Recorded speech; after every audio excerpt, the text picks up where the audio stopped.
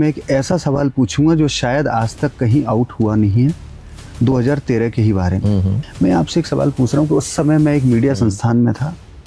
एक दिन हम सुबह जल्दी ऑफिस घुसे, मीडिया संस्थान का अंदर पोस्टर्स थे, पूर्व मुख्यमंत्री वसुंधरा राजे जी और ललित मोदी जी को फोटोशॉप करके। ये किसकी प्लानिंग थी? सारी प्लानिंग मुख्यमंत्री निवास में ही हुआ करती थी। पूर्व मुख्यमंत्री की इमेज टेम्पर का जो प्रयास किया गया, ये अशोक गहलोत जी के बंगले पे या निवास पे या ऑफिस में हुआ?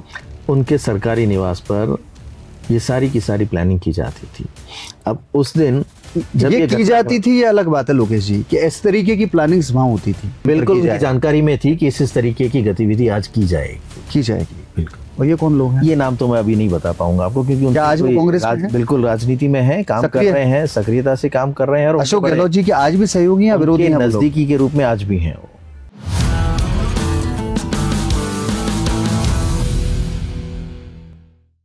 चर्चा आरोप और प्रत्यारोपों की चल रही है, तो मैं एक ऐसा सवाल पूछूंगा जो शायद आज तक कहीं आउट हुआ नहीं है, 2013 के ही बारे में। मैं आपसे एक सवाल पूछ रहा हूँ कि उस समय मैं एक मीडिया संस्थान में था।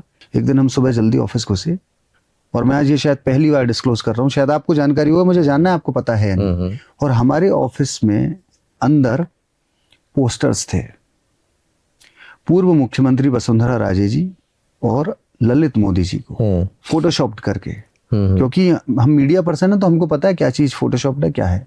और वो पोस्टर्स ऑफिसेस के अंदर डाले गए, और वो इतनी हड़कंप वाली सुबह थी, सुबह की ये हुआ क्या। लेकिन ठीक है, सबके अपने जजमेंट थे कि नहीं यार ये पोस्टर्स गलत हैं, फोटोशॉप ने, और उनको सबको मीडिया संस्थान ने अवॉइड किया।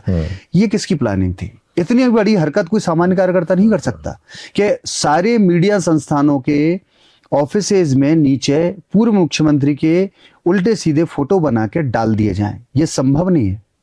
देखिए, आप ठीक कह रहे हैं कि उस वक्त जो माहौल बन रहा था वो दिखाई दे रहा था कि क्या स्थितियां होने वाली हैं। इसलिए कैसे, कितना ज्यादा आपको अंदाजा है इस बारे में? मुझे जानकारी है, इस प्रकरण की जानकारी को जानकारी है कि तमाम कौन है इसका मास्टरमाइंड? आज 10 साल 20 साल इस बात को, 13 से 12 सारी प्लानिंग मुख्यमंत्री निवास में ही हुआ करती थी।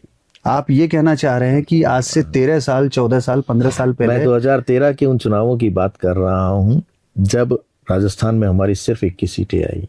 उस चुनाव की प्लानिंग मुख्यमंत्री निवास पे हुआ करती थी कि कौन चुनाव, किस तरीके से चुनावों का प्रचार करना है, किसका दुष्प्रचार करना है, किसको कहाँ किस तरीके से ठिकाने लगाना है और किसका सहयोग करना है। इस राजस्थान के मुख्यमंत्री निवास की एक और खासियत मैं बताना चाहता हूँ कि ये मुझे लगता है कि पहला ऐसा निवास होगा जहां बैठकर अपनी ही पार्टी के लोगों को हराने की भी प्लानिंग की जाती रही। मैं इस पे पूछूंगा, पर मैं अभी उस बात को और क्लैरिफाई करूंगा। आप क्या ये कहना, आपको पता है इस प्रकरण का, क्या आप ये कहना चाहते हैं कि पूर्व मुख्यमंत्री की इमेज टेम्पर का जो प्रयास किया गया, ये अशोक गहलोत जी के बंगले पे या निवास पे या ऑफिस में हुआ? उनके सरकारी निवास पर ये सारी की सारी प्लानिंग की जाती थी। अब उस दिन जब ये की जाती थी, ये अलग बात है लोकेश जी, कि इस तरीके की प्लानिंग्स वहां होती थी, और ये प्लानिंग की गई कि पूर्व मुख्यमंत्री की इमेज टेम्पर बिल्कुल उनकी जानकारी में थी कि इस तरीके की गतिविधि आज की जाएगी। बिल्कुल ये उनका इन्वेंशन था, ऐसा विचार के चलो एक आविष्कार करते हैं ऐसी चीज? नहीं, उनको ये सुझाव दिया गया था कि ऐसा किया जाना चाहिए। ये कौन लोग हैं? सहमति जताई थी। ये कौन लोग हैं? ये नाम तो मैं अभी नहीं बता पाऊंगा आपको, क्योंकि आज भी कांग्रेस में हैं? बिल्कुल राजनीति में है, काम कर रहे हैं, सक्रियता से काम कर रहे हैं। और अशोक गहलोत जी के आज भी सहयोगी या विरोधी हैं? नजदीकी के रूप में आज भी हैं वो तमाम लोग। आप खुद अभी कांग्रेस पार्टी में हैं? मैं पार्टी में हूँ, कांग्रेस में हूँ। अपना भविष्य देखते हैं कांग्रेस पार्टी में?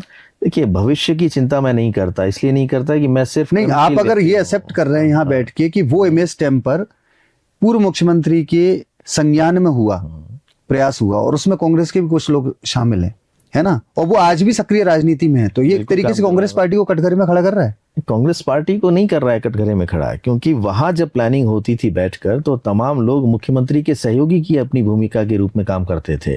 कांग्रेस के बैनर पर किसी को भी डैमेज करने का काम किसी ने नहीं किया। हाँ, वो बैनर नहीं था, वो बिल्कुल ओपन एक्टिविटी थी। ये चीजें कौन किस रूप में करता है, कैसे करता है अपने राजनीतिक फायदे के लिए, और ये तो सिर्फ एक राजनीतिक दल नहीं, मुझे प्लानिंग तमाम दल अपने अपने राजनीतिक फायदे के लिए हर तरह के हथकंडे अपनाने का प्रयास करते हैं चुनाव जीतने के लिए।